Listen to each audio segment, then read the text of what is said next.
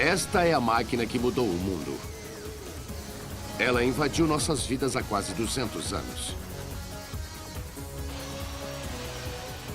Capaz de chegar a velocidades de até 515 km por hora, seus trilhos de aço estendem-se a todas as partes do planeta. Descubra como a máquina mais importante que jamais foi construída está ampliando os limites das conquistas tecnológicas.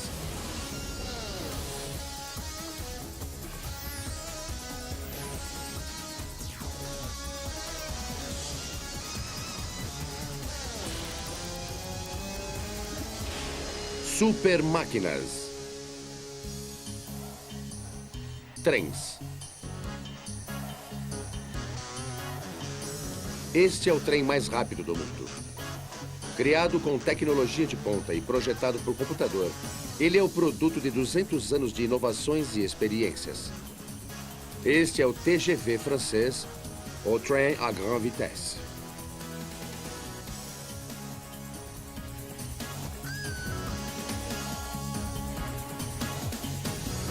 O trem influenciou o mundo em que vivemos mais do que qualquer outra máquina. Para milhões de pessoas, ele é o máximo em locomoção rápida. Os trens de hoje estão destruindo nossos conceitos sobre tempo e distância, estão sempre quebrando recordes.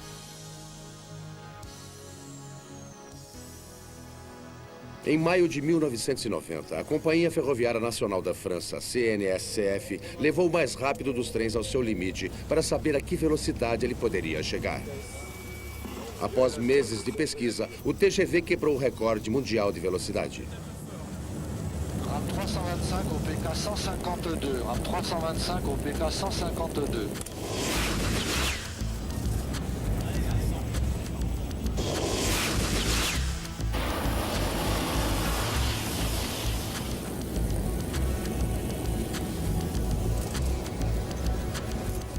O TGV chegou a impressionantes 515 km por hora.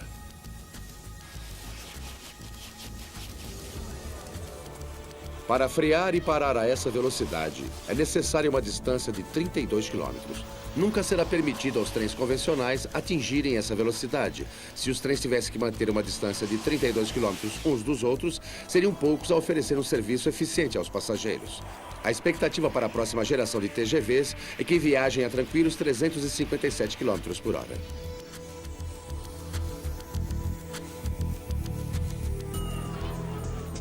O primeiro serviço regular de trens de alta velocidade começou em outubro de 1964, quando o Japão mostrou ao mundo uma nova visão para ferrovias intermunicipais. O sistema, com 480 quilômetros de trilhos dedicado exclusivamente ao transporte de passageiros, era capaz de transportar mais de 6.000 pessoas por hora à velocidade média de 160 quilômetros. Era confiável, rápido, eficiente e semelhante ao metrô com mais vagões. O seu formato aerodinâmico rendeu-lhe o nome de trem-bala.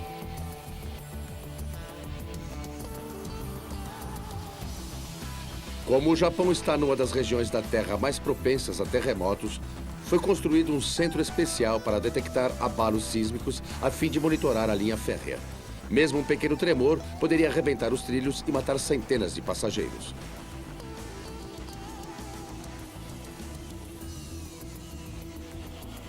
O sistema de sinalização era igualmente inovador. Ao invés dos tradicionais postes de sinalização, os dados eram transmitidos eletricamente ao longo dos trilhos e levados diretamente à cabine do condutor.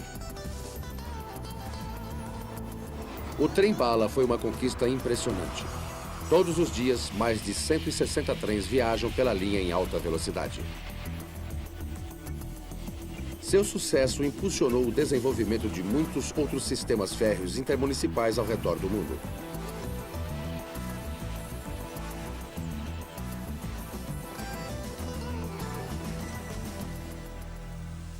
É inacreditável, mas há mais de 30 anos antes do trem-bala, uma locomotiva a vapor inglesa fez o que nenhuma outra máquina do seu tempo havia feito. Ela ultrapassou os 200 km por hora. Batizada de Mallard, ela funcionava com carvão como todas as outras locomotivas inglesas a vapor.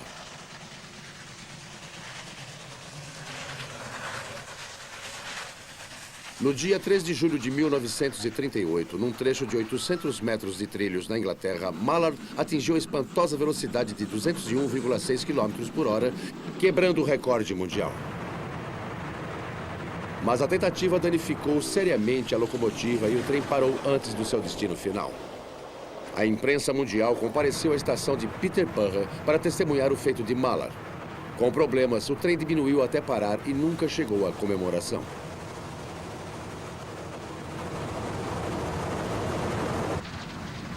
Desde então, nenhuma locomotiva a vapor quebrou o recorde de Mallard.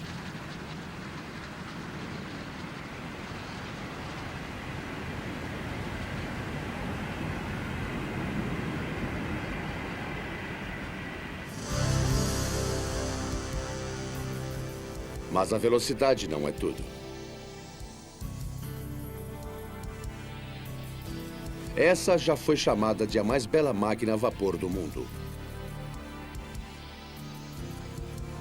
A Daylight da Thunder Pacific é a única locomotiva a vapor com desenho aerodinâmico que foi preservada nos Estados Unidos. Quem cuida dela é Doyle McCormack, maquinista da empresa.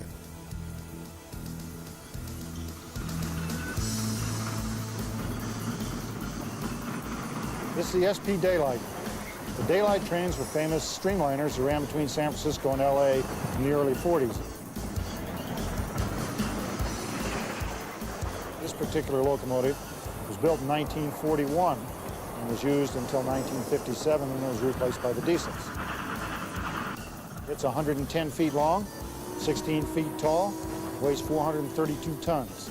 It's capable of speeds in excess of 100 miles an hour. We like to say that the speed of this engine is limited by the guts of the engineer.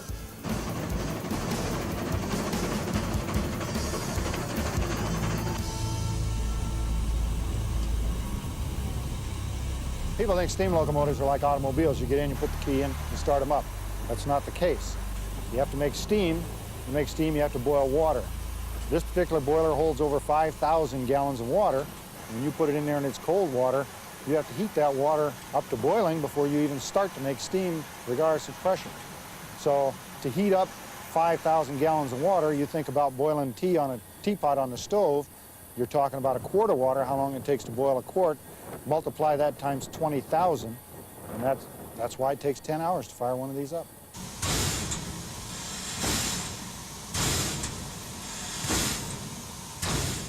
She's definitely the closest man has ever come to creating life.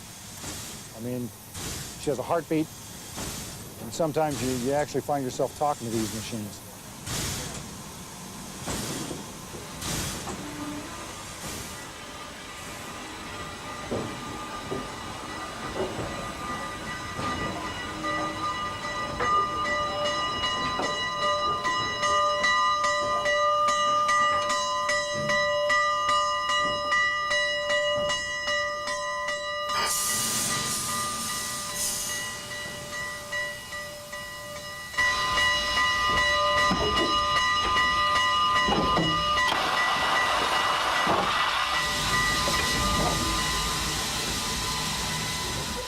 Operar uma máquina a vapor como a Daylight é um desafio muito maior do que conduzir uma moderna locomotiva a diesel. When you operate a diesel locomotive, most of the functions are automated. It's like a new car with automatic transmission, cruise control, all the amenities. When you get on a steam locomotive, it's like being on a Model T Ford. Everything is manual. There are no automated systems on a steam engine. So you have to listen to the locomotive and be able to interpret the sounds and the vibrations in the feel, just like when you drive a car with a stick shift, you have to know when to shift gears. With a steam locomotive, it's the same, not really the same functions, but similar functions. With the reverse gear, you basically shift gears. You have to listen to the engine and how it's running. They say they're like women, and you have to let them talk to you, and they'll tell you what they need.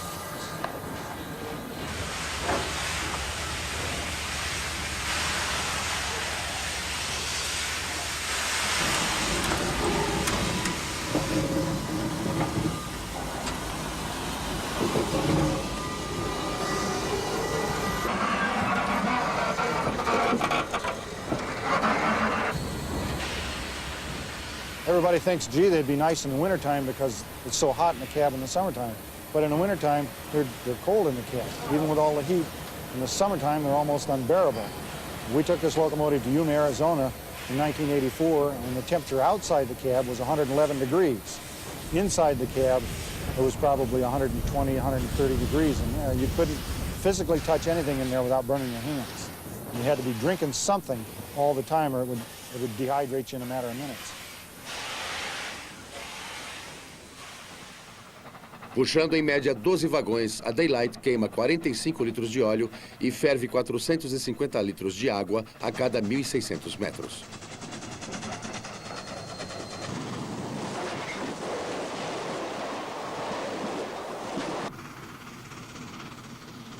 Para manter todas essas toneladas de metal movendo-se com eficiência, cada peça dessa máquina é construída numa escala enorme.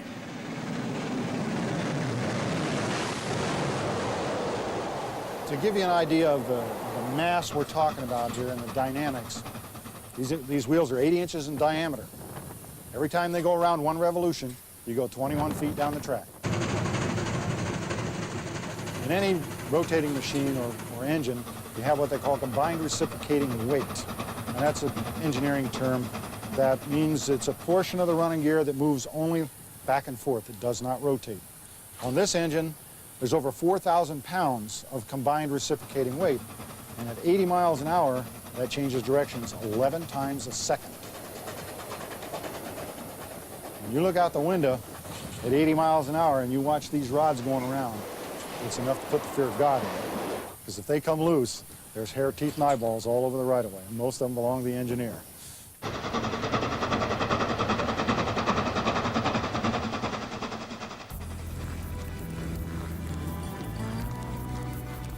No início do século XIX, a América do Norte era ainda uma região vasta e selvagem.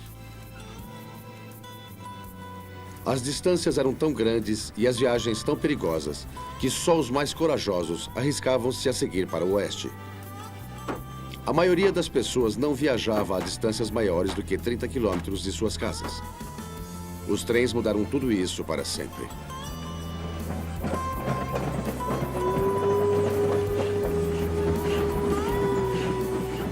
This locomotive is the American train. It's called the American Standard, and it was sort of very helpful in building the Old West. It hauled passengers out west. This particular locomotive used to haul lumber up to Virginia City, Nevada, into the mines, and on its way back, it hauled the silver back out down to Carson City and then on to San Francisco. So it did have a significance in building the Old West.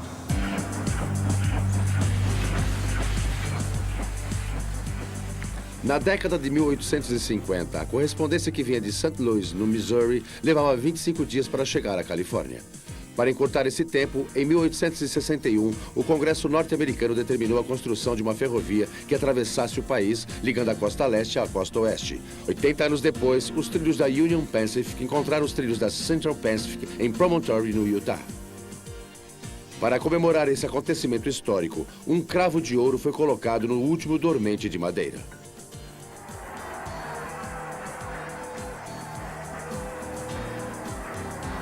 Mas os velhos dias dos pioneiros há muito já se foram.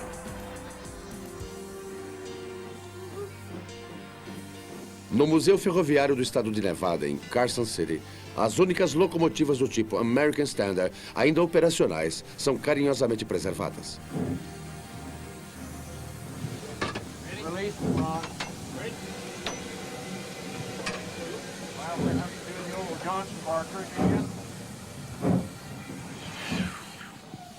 Construídos em 1875, esses são alguns dos trens mais antigos que ainda percorrem os trilhos. Essas velhas locomotivas queimam madeira para gerar vapor.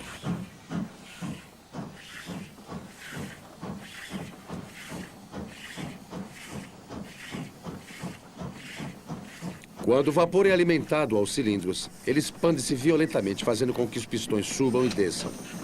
É isso que move as rodas. Como combustível, a madeira é menos eficiente do que o carvão porque queima mais rapidamente. Mas havia pouco fornecimento de carvão no Velho Oeste.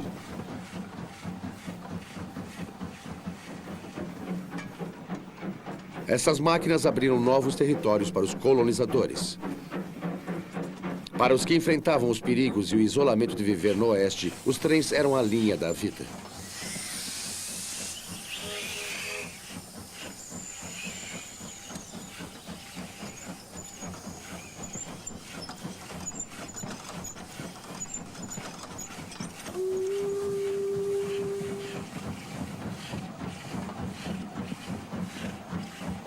Manter essas máquinas em boas condições de uso requer muitas horas de manutenção, dedicação e trabalho árduo. Mas para aqueles que dedicaram seu tempo, a recompensa é enorme. Driving a steam engine like this is absolutely exhilarating. It's just a wonderful feeling to be able to pull the throttle and feel all that power underneath you. Put all this machinery together and it all comes together and makes a beautiful sound.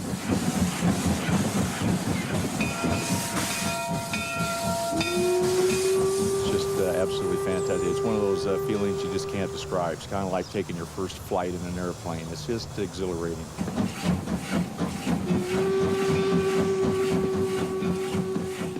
Esse foi o trem que construiu a América.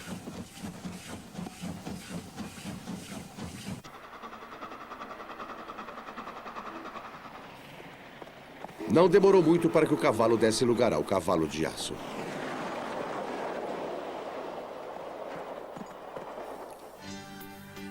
Na América, na virada do século, os trens fizeram nascer um novo tipo de espetáculo.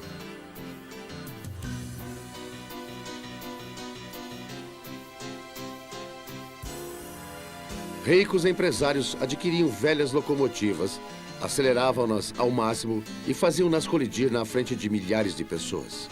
Enquanto suas fortunas cresciam, os atos ficavam cada vez mais audaciosos.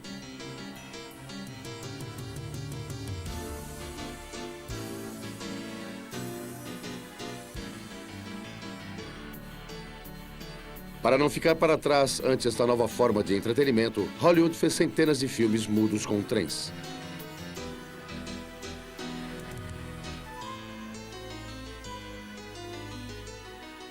As tramas não eram muito convincentes, mas a plateia não se incomodava. Tudo o que queriam ver era a colisão dos trens.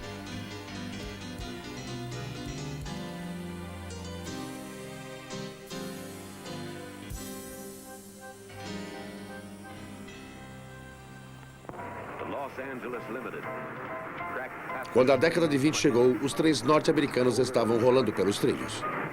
The Columbine.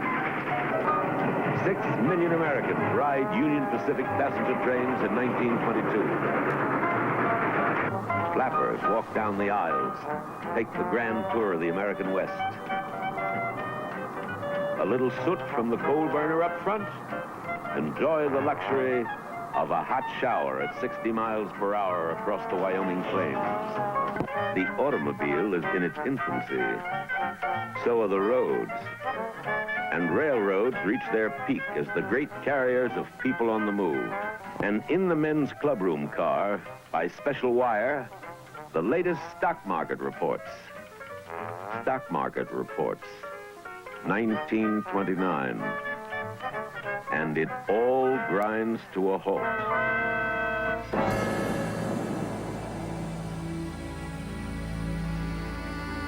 A Grande Depressão quase parou completamente os trens nos seus trilhos. O dinheiro era pouco e viajar era um luxo.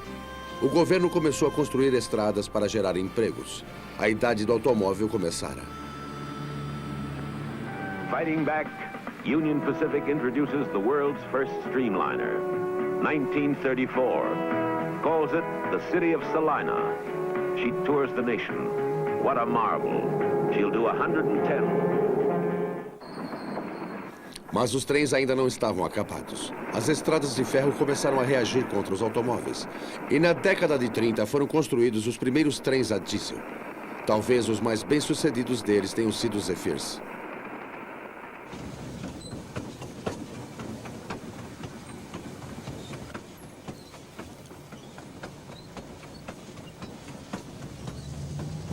Aerodinâmicos, elegantes e feitos de aço inoxidável. Estava deflagrada a batalha entre as ferrovias na disputa pelos passageiros e por maiores velocidades. From Chicago, on the shores of Lake Michigan, the California Zephyr travels to San Francisco. The schedule has been planned, so you go by some of the nation's most spectacular scenery during daylight. Em 1934, um Zephyr fez história quebrando o recorde de velocidade ao atravessar o país. O trajeto normal levava quase 27 horas para cobrir os 1.600 quilômetros entre Denver e Chicago. Os fabricantes do Zephyr estavam determinados a derrubar a concorrência. Eles se propuseram a atingir a meta de impensáveis 13 horas de uma cidade a outra. E conseguiram. O tempo de viagem foi de 13 horas e 5 minutos. A velocidade média foi de 124 km por hora e ainda é um recorde mundial para viagens com mais de 1.600 km.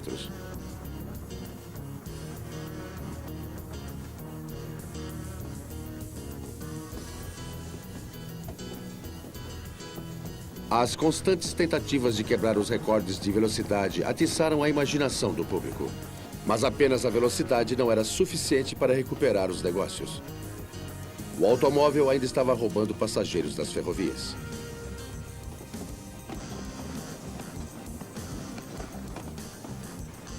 As ferrovias tinham que oferecer aos passageiros algo que os automóveis jamais poderiam igualar. Um luxo ainda maior. Delícias gastronômicas eram o padrão.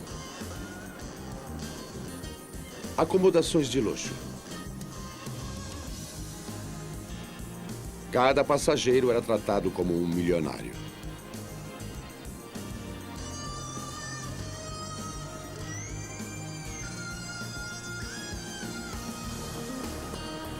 Os trens americanos eram os mais rápidos, maiores, mais potentes e mais confortáveis em todo o mundo.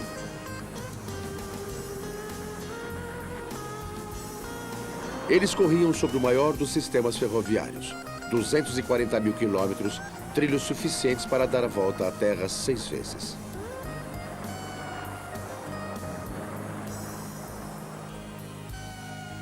Mas no final da década de 50, os tempos áureos dos trens de passageiros norte-americanos acabaram. Os automóveis foram um golpe duro, mas o avião foi devastador.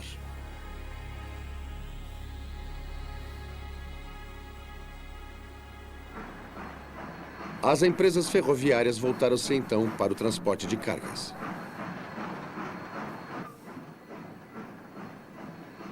As maiores locomotivas que o mundo já viu eram as Big Boys, da Union Pacific. Tinham 40 metros de comprimento e 3 metros de largura. Com 450 toneladas, pesavam 1,5 vezes o equivalente a um jato jumbo.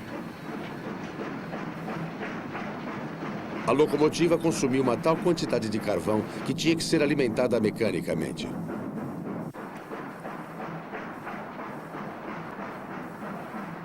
As Big Boys eram tão compridas que tinham sua estrutura articulada para que pudessem fazer curvas sem sair dos trilhos.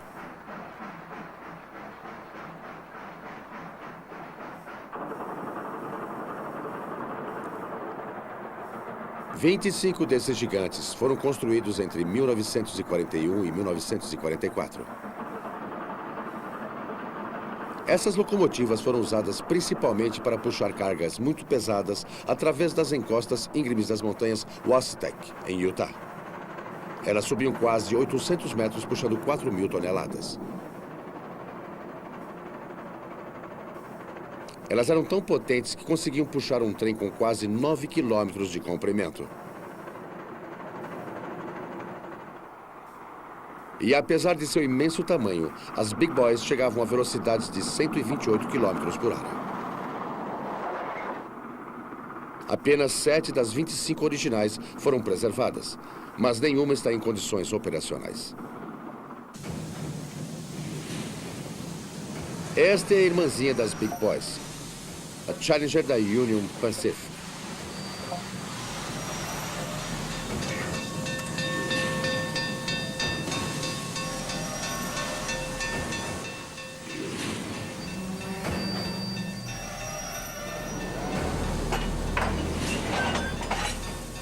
É a maior locomotiva a vapor do mundo ainda em funcionamento.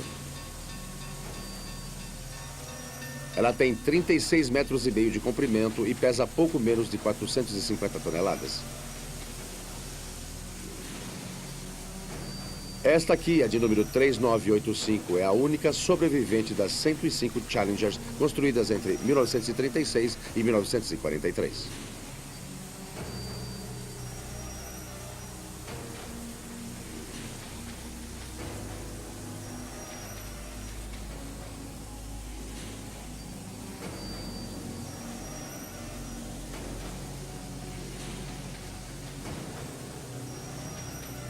Ela tem capacidade para 95 mil litros de água e 23 mil litros de óleo combustível.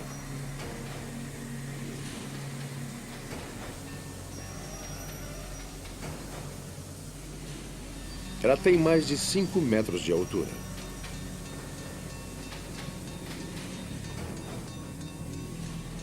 Suas rodas enormes têm mais de 1,80 m de diâmetro.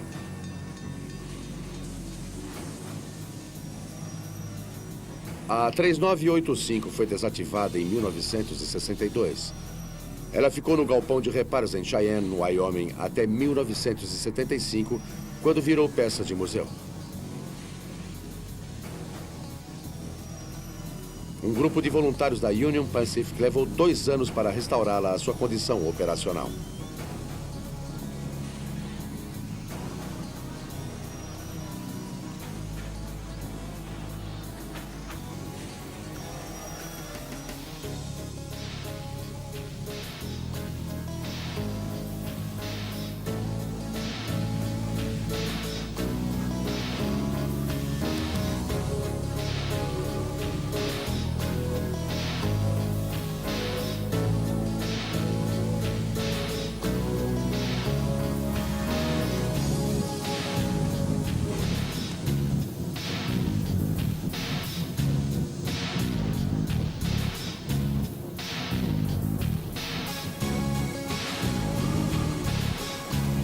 Adiciona-se areia à caldeira.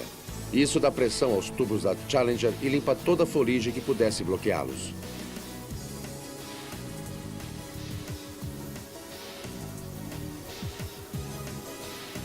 A Challenger tem 4 rodas no truque dianteiro que ajudam a guiar a locomotiva nas curvas.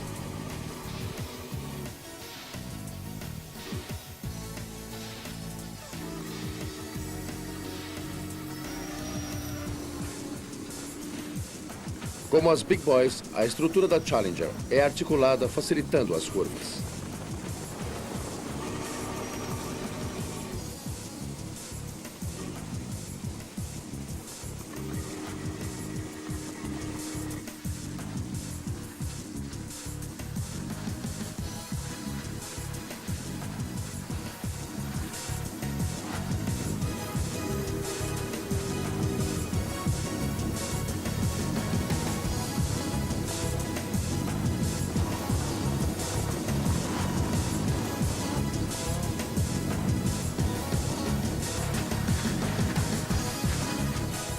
A Challenger tem uma caldeira e 2 motores. Ela tem 2 conjuntos de cilindros a vapor e cada um deles move um conjunto independente de 6 rodas.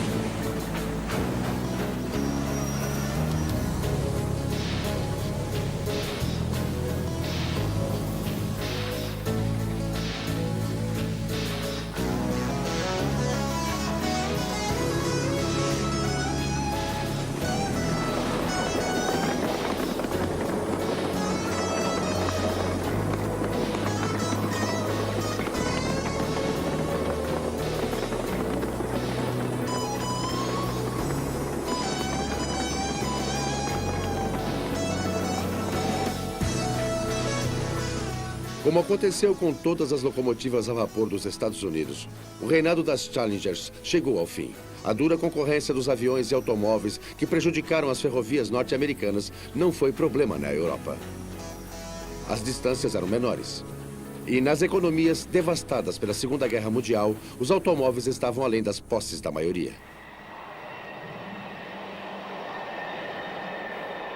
Talvez seja por isso que os trens europeus são um sucesso incomparável. A empresa ferroviária francesa SNCF é líder mundial em tecnologia de trens de alta velocidade.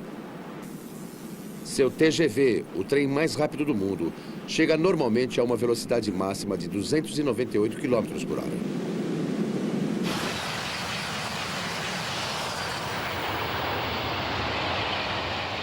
In the late 60s, when we were already operating conventional trains at speeds of 125 miles per hour, that we started working on the TGV concept. We wanted something going much faster because there was a market for very fast trains to compete with airline links between big cities of France and Europe. O primeiro TGV começou a funcionar entre Paris e Lyon em 1981. There was immediate success because we used to travel between Paris and Lyon in 4 hours and it became 2 hours. And that was even faster than the airline service. So there was an immediate switch of passengers from the airline and from the autoroute to the TGV. Geralmente, os vagões apoiam-se sobre dois conjuntos de rodas chamados truques. A velocidade dos TGV vem de uma ideia brilhante. Há somente um truque colocado entre cada dois vagões. This is the secret of the TGV. You see, you have 2 trailers, and in between 2 trailers you have this bogie. Whereas in conventional trains or in other high-speed trains, each trailer lies on 2 bogies. Whereas here you have the possibility of having a very supple suspension between the 2 trailers, very low center of gravity, and this allows very high speed. Para que a velocidade dos trens chegasse a quase 320 km por hora, foi preciso construir um sistema de trilhos totalmente novo. As linhas são muito mais retas do que as dos trens convencionais. Os TGV voariam para fora dos trilhos se as curvas fossem fechadas demais. O TGV funciona com 25.000 volts de força extraídos de suas linhas elétricas aéreas através de um captador dotado de molas chamado pantógrafo. A eletricidade flui através do carro de força para alimentar 12 motores de tração nas rodas. O TGV obteve tanto sucesso na França que de várias partes do mundo surgiram pedidos para importá-lo.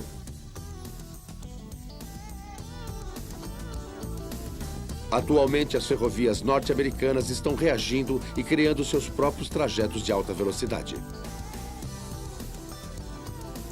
Na Flórida, há planos para uma linha ligando Miami, Orlando e Tampa. É a Amtrak, que está desenvolvendo uma linha de alta velocidade entre Washington, Nova York e Boston.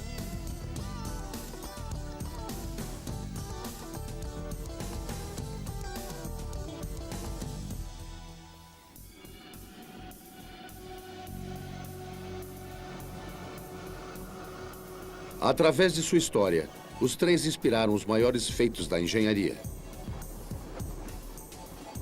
A ferrovia mais alta do mundo serpenteia através dos Andes, ligando Lima a Puquilo, no Peru. Terminada em 1869, ela levou 20 anos para ser construída. É um dos trajetos ferroviários mais perigosos do mundo. Desmoronamentos já fizeram com que trens despencassem milhares de metros. Para reduzir a inclinação, o trem faz um zigue-zague indo e vindo em sua subida pela encosta íngreme.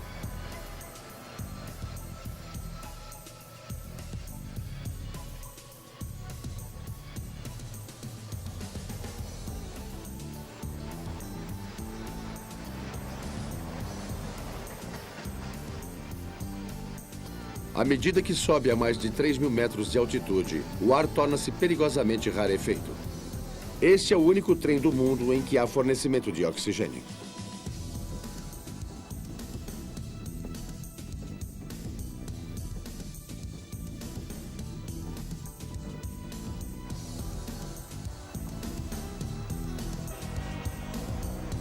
Há 61 pontes no trajeto, uma das quais tem 175 metros de comprimento.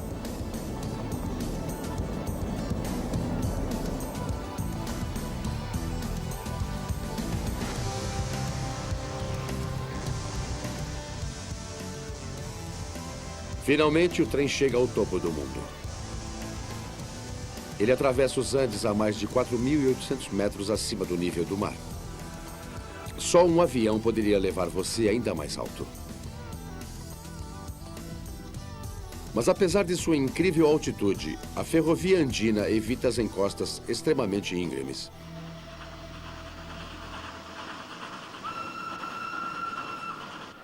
Do outro lado do planeta, o expresso Milagiri, na Índia, desce uma das mais íngremes inclinações de ferrovia do mundo. O trajeto de 640 quilômetros descendo da estação de Uttarakhand, no alto da montanha, para Madras, percorre 2/3 da Índia meridional através de uma das paisagens mais dramáticas do subcontinente.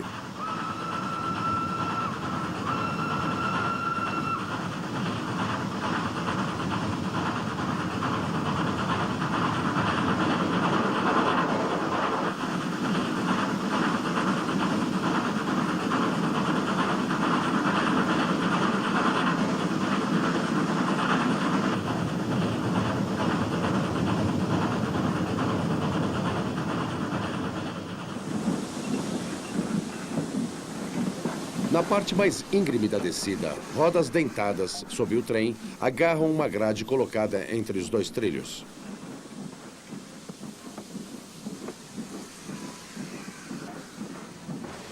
Além disso, a locomotiva tem 4 conjuntos independentes de freios para evitar que chegue a uma velocidade incontrolável.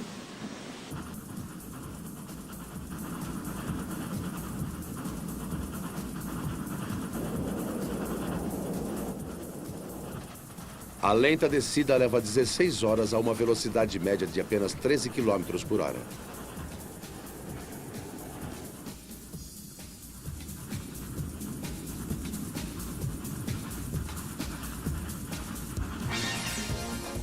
É mais fácil ficar ao nível do chão, pelo menos em teoria. Mas aqui o desafio é a resistência. Esta é a ferrovia transcontinental na Austrália. Ela vai de Sydney a Perth, quase a mesma distância que há entre Nova York e Los Angeles. Os primeiros trilhos foram assentados na década de 1850. Para completar a ferrovia, foram necessários 120 anos. Chamada de Indian Pacific, ela para apenas em pequenos vilarejos. Portanto, o trem tem que levar tudo a bordo para atender a seus passageiros durante a viagem, que leva 72 horas. 56 quilômetros a oeste de Sydney, o trem encontra seu primeiro obstáculo, as Montanhas Azuis. No início do século XIX, era aqui que a Austrália terminava. As montanhas não são muito altas, chegam a 900 metros de altitude.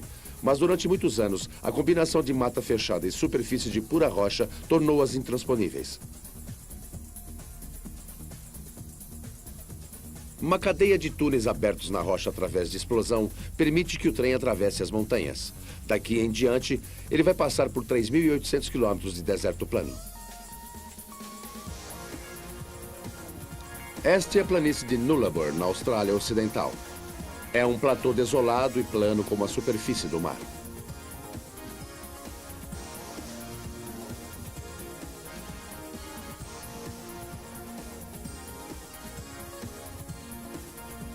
Nessa travessia de 800 quilômetros, apenas o trem perturba esta vasta região selvagem.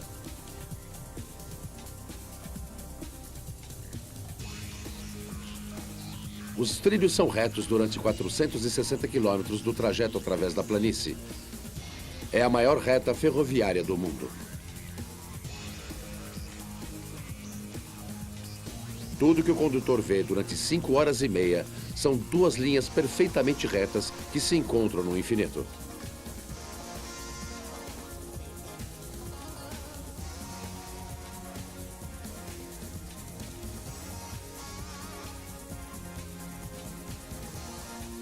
Finalmente, depois de 3.900 quilômetros, o trem chega a seu destino, a estação de Perth.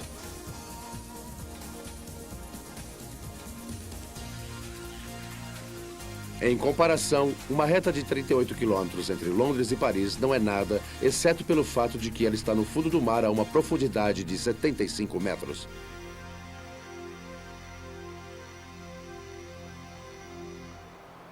A ferrovia do túnel do Canal da Mancha, entre as Ilhas Britânicas e o continente europeu, é o mais longo túnel submarino do mundo. Levou 8 anos para ser construído e custou 13 bilhões e meio de dólares. Essas imensas broqueadeiras foram especialmente construídas. A maior tem um diâmetro de 8,5 metros e pesa mais de 1.500 toneladas.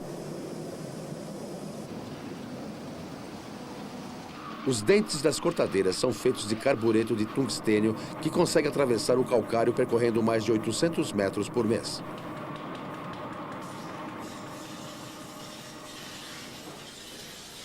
O túnel é tão longo que o ar puro tem que ser bombeado continuamente através de dutos imensos a uma vazão de mais de 150 metros cúbicos por segundo.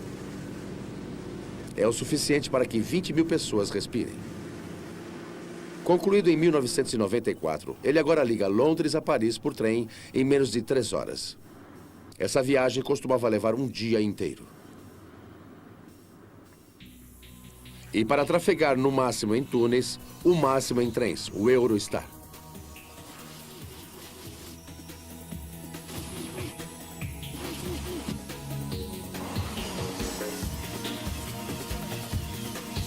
Ele é uma versão avançada do veloz TGV.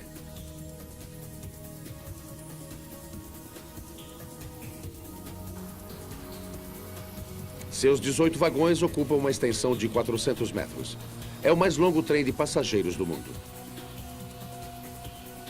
Cada trem desses custou 40 milhões de dólares. Esse trem é o futuro e está aqui agora.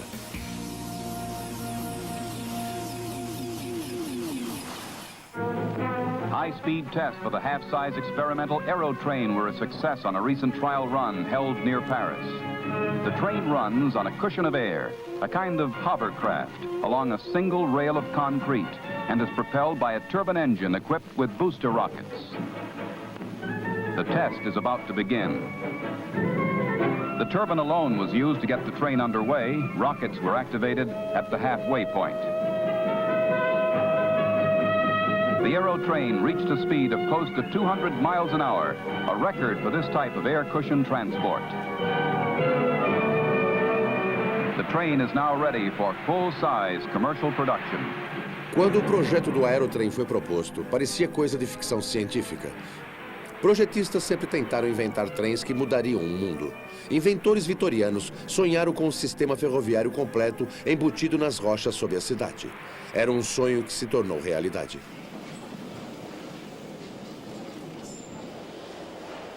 Este é o Underground de Londres, que é o maior e mais antigo sistema de metrô do mundo. Ele tem 266 estações e 388 quilômetros de trilhos. Sem ele, Londres pararia. Todos os dias, cerca de 2 milhões de pessoas viajam sob Londres a 60 metros abaixo dos prédios. Quando foi inaugurado em 1863, quase 40 anos antes do metrô de Nova York, os trens eram puxados por locomotivas a vapor. Em 1890, o sistema já havia sido alterado para funcionar com energia elétrica mais limpa e segura. O Underground de Londres foi um sucesso incrível. Onde quer que seus trilhos alcançassem, novos subúrbios nasciam. Entre 1870 e 1910, a população de Londres aumentou em 4 milhões de pessoas. E ainda hoje, a rede de trilhos continua crescendo.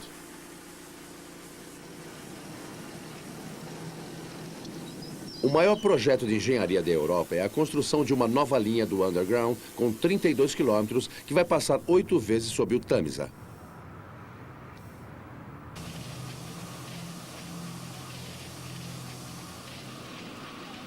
A obra vai custar 3 bilhões de dólares e vai levar 4 anos e meio para ser concluída.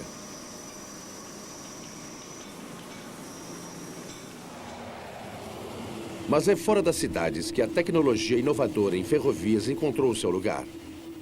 O Eurostar e o túnel sob o Canal da Mancha mudaram o mapa da Europa.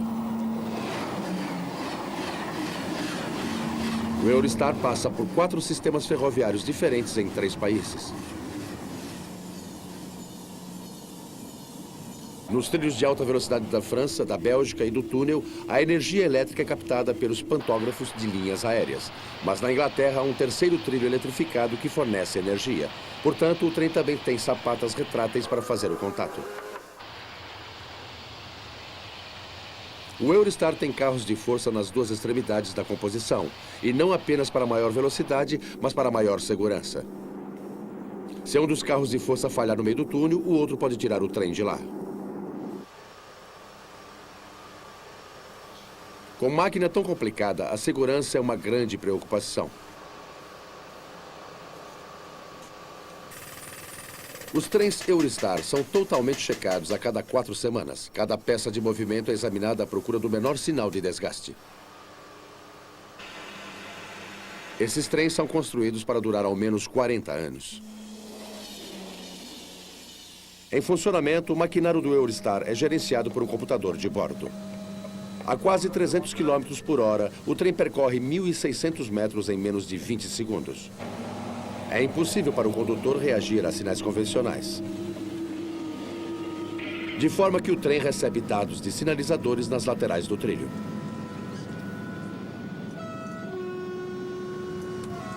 O computador mostra o limite de velocidade para cada trecho do trajeto, tanto em quilômetros como em milhas por hora. Se o condutor exceder o limite de velocidade, o computador automaticamente para o trem. Antes de entrar para o uso comercial, cada novo trem é testado em cada sistema diferente de trilhos. Bon, Jean-Jacques, si tu pouvais me faire les manips lors d'un palier à 260 également, s'il te plaît.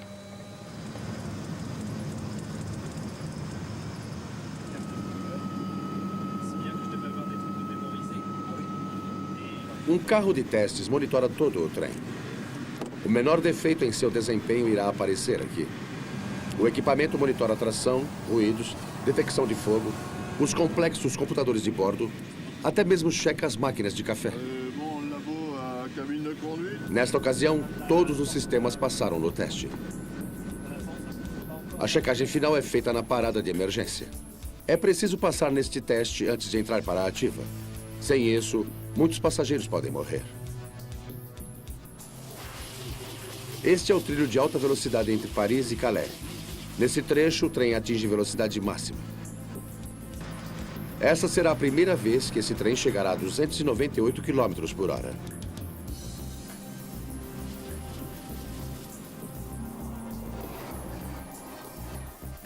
O trem terá que usar sua parada de emergência à velocidade máxima.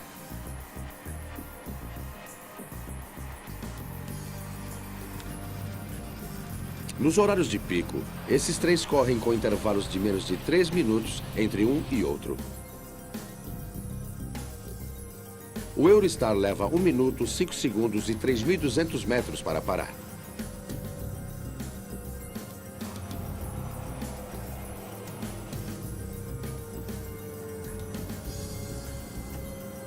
Ele conseguiu. O trem está agora pronto e seguro para viajar.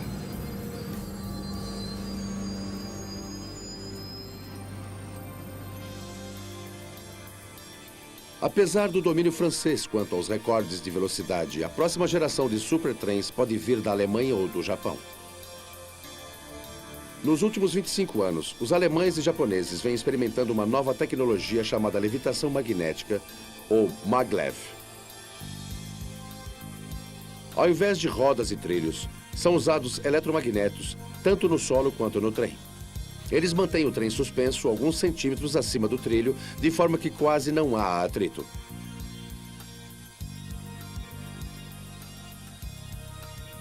O trem não tem rodas e não tem motor. Ele funciona com um motor linear, ou seja, uma fileira de eletromagnetos ao longo dos trilhos. Eles são ligados e desligados numa sequência rápida que causa o movimento do trem para a frente.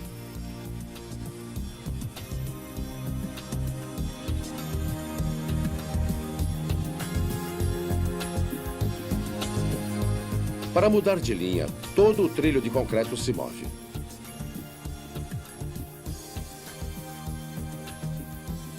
A Alemanha detém o recorde de velocidade do maglev. Em 1990, o trem chegou a 448 km por hora.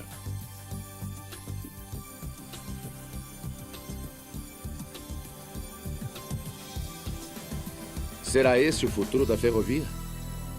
Na Alemanha, planeja-se um trajeto entre Hamburgo e Berlim. Mas essa espantosa tecnologia é cara e complexa. Sempre haverá lugar para os trens mais convencionais.